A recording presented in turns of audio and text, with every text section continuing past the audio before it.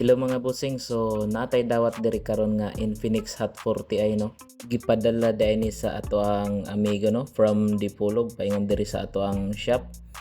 So ang issue ani mga busing is dili daw mo charge. Inig saksakan daw og charger na ay makatatak nga liquid detected in the charging port. Ingon akong amigo nga nabasa daw ni og tubig maong dito na daw siya nagsugod. So tara mga boss, ato anang baklason para masugdan na nato og repair mga boss. Let's go.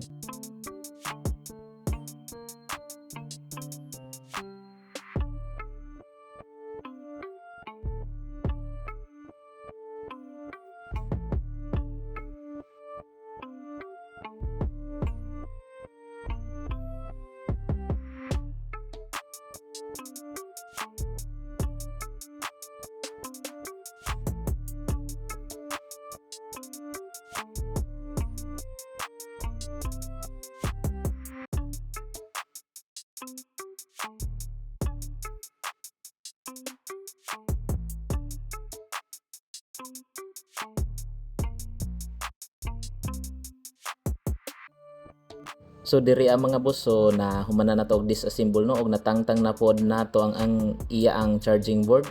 So nakita po nato na corroded na jud ang iyang charging port. So ato lang ni siyang ilisan og charging port no. Type C ang iyang charging port ani. So gamit lang ta og hot air para matangtang nato ang iyang old nga damage nga charging port. Then ato adayong limpyuhan ang para matangtang nato ang iyahang old nga solder. Din gamit lang pud tag cotton buds para matangtang ang mga old nga flux. So diri as atong shop mga boss no, so naa na tay stock sa tanang model sa cellphone nga charging port no. Dili na ta kinahanglan mag-order pa. Kung nagproblema ka sa imong cellphone nga dili mo charge, sa mani nga problema nga nabasa dili na din mo charge, visit lang sa ato ang shop no, Crossing Tamil Husidalman Purok size kay mailisan ra day nato na kay nanatay stock daan nga mga charging port.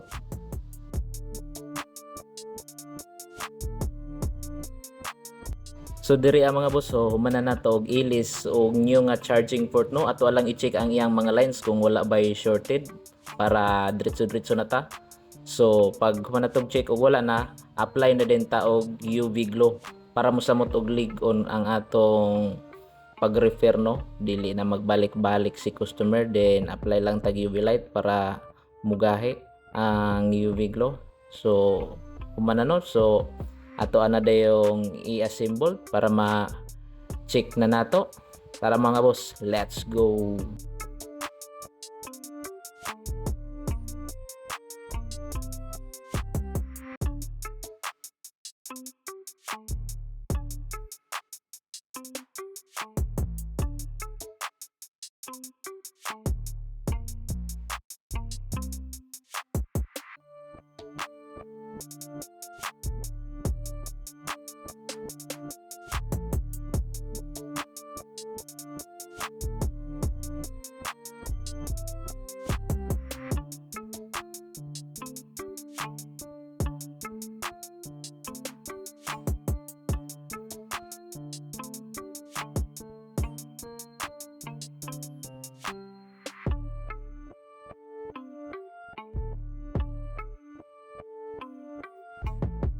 So diri ang mga boss, sumana na to og assemble no, karon ato anang i-test kung wala na bay makatatak nga liquid detected. So goods na mga boss no, mo charge na siya.